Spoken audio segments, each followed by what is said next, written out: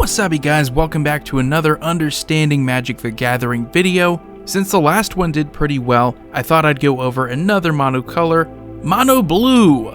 So understanding in Magic the Gathering, Commander, I think it's better to look at this through the perspective of a Commander player because you have a singleton format where you have several different cards that you can choose from, and it's the blending of several different playstyles too, because you don't have the consistency and the benefit of playing more than one card. But before I get into the video, first I would like to remind you that most of you who are watching right now are not subscribed to the channel, so please, I would really appreciate it if you hit that subscribe button and the notification bell. It really does help the channel. You guys are awesome, so let's start it off here with the first thing to know about Mono Blue in Magic the Gathering is the heavy emphasis on instant and sorcery synergies. Blue does lack strength in creatures. You don't get the best keywords, you don't get the best stats, so you need to make up for that in some way. Blue does this with instants and sorceries, and to make up for a lack of defense, Blue will have several responses, several answers, and several ways of speeding up the game with things like cantrips. But all of that is made even stronger by the fact that you do have a ton of instant and sorcery strategies that you can fool around with just in Mono Blue. So you have something pretty basic like Talryn's Sky Summoner. It could be a pretty solid control commander that does offer you some added creature presence in 2/2 Drakes, or you can go for the full control route here, Baral Chief of Compliance, where you're rewarded for countering spells by drawing and discarding, and your instants and sorceries are 1 cheaper. If you're looking for something newer to take advantage of instants and sorceries in Mono Blue, we have the really cool Octavia Living Thesis Commander, where you have great cost reduction equal to the number of instants and sorceries in your graveyard, and a Magecraft ability that triggers whenever you cast or copy an instant or sorcery, where you can have target creatures' base power and toughness become 8/8 until end of turn. But if you want even more power, if you want crazy combo potential, we have another newer commander in Orvar the Allform, which does trigger each time you play an instant or sorcery, giving you a token copy of the permanents you're choosing to target. This does have the infinite combo potential with cards like Peregrine Drake, Ghostly Flicker, anything that can blink your creatures while also giving you access to their ETBs, getting twice the ETB because you're getting tokens. It's pretty ridiculous. Now the second thing to know about Mono Blue in Magic the Gathering is that Blue has the best card draw hands down. It's not even close. Black has good card draw, but it's usually at the cost of life, and whenever Red tries to draw cards, they usually have to end up discarding the same amount. White has always had very little to no card draw, and Green has, I would say, maybe the third or second best card draw, giving you card draw as a reward, usually for whenever you play a creature spell, or just giving you card draw for a creature you have on the field. Blue doesn't really require anything. You just play something like a Mystic Remora, and then you sit back and you collect all the card draw. You can play several cantrips like Ponder, Preordain. A lot of these blue spells for 1 blue mana, you could just end up drawing a card. And this isn't even talking about some of the most ridiculous commanders that exist, like Azami, Lady of Scrolls, Elegeth, Crossroads Augur, Nezahal, Primal Tide. All are capable of offering you a ridiculous amount of card draw, and the cost is pretty much non-existent. There is little to no drawback whenever you draw cards in blue. And while black does tend to offset its well-rounded nature by costing you life to draw cards, costing you life to do anything good, costing you creatures to sacrifice, blue doesn't really have those additional costs. It's just that in blue you don't have the best removal and you don't have the strongest creature presence.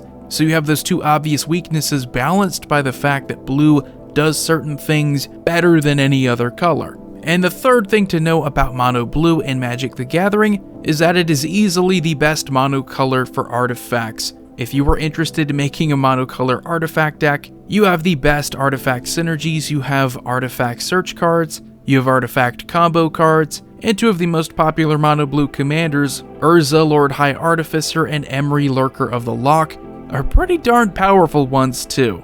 I don't even have to remind you how powerful Urza is when one of the key cards for the deck previously, Paradox Engine, getting banned wasn't even much of a reason to keep it out of competitive playability.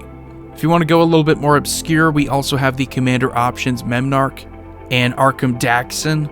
So if you want to have some of the most crazy experiences, all you have to do is find a way to get yourself a ton of mana, and then Memnarch's abilities are going to dominate and Arkham Daxon is just Tinker on an activated ability. The fourth thing to know about Mono Blue in Magic the Gathering is that it has mostly bounce removal and some exile and destroy removal, but really just that bounce removal for creatures. That seems to be what blue does the best, and again, it's one of the weaknesses balanced by the fact that it does certain things really well, better than any other color. This is the weakness to blue. With the exception of the card Cyclonic Rift, there are very few bounce cards that you can look at and think to yourself, this is going to help me take over a game. Most of them are actually pretty defensive. So when people complain about Cyclonic Rift, it can outright help you win games, but it is that one blue spell that does that. It's not like we have a ton of Cyclonic Rifts, and it's not like they just keep creating the same problem, keep introducing similar cards. It is very much controlled, it is very much expected. I think most people have adjusted to Cyclonic Rift being a blue card and just being a staple to expect in any deck.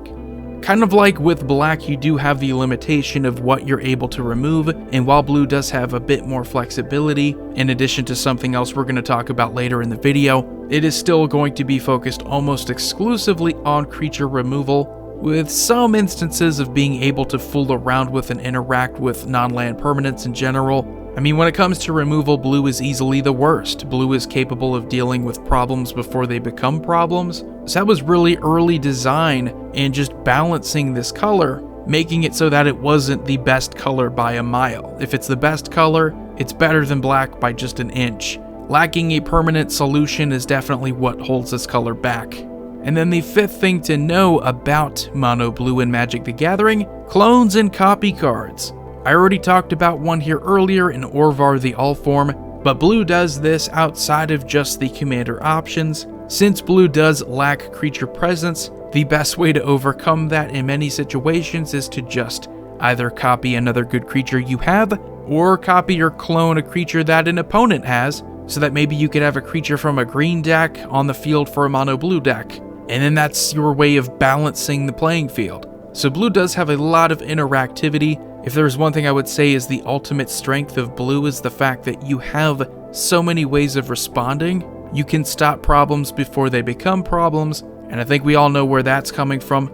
And you can copy spells with things like Narset's Reversal, giving you some flexibility in how you're able to take advantage of your spells. You can use this to copy and bounce a spell back to an opponent's hand, or you can use it to save up a good instant or sorcery that you have, giving you several uses of that.